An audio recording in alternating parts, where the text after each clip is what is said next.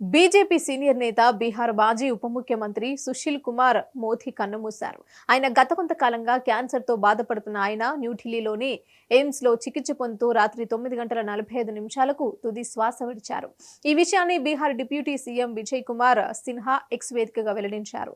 తనకు క్యాన్సర్ ఉన్నట్లు నిర్ధారణ అయిందని, ఈసారి లోక్సభ ఎన్నికల ప్రచారంలో పాల్గొనలేనని సునీల్ కుమార్ మోదీ గత నెలలో ప్రకటించారు. బీహార్ మాజీ ఉప ముఖ్యమంత్రి, మాజీ రాజ్యసభ ఎంపీ సుశీల్ కుమార్ మోదీ మరణ వార్తతో బీజేపీ కుటుంబం తీవ్ర విచారం వ్యక్తం చేసిందని పార్టీ రాష్ట్ర యూనిట్ ట్వీట్ చేసింది.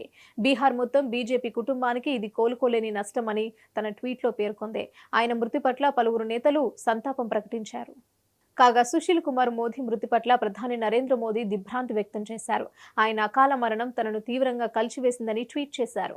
సుశీల్ మోదీ మరణం చాలా బాధ కలిగించిందని, పార్టీలో తనకు విలువైన సహచరుడని, దశాబ్దాలుగా మంచి స్నేహితుడని పేర్కొన్నారు.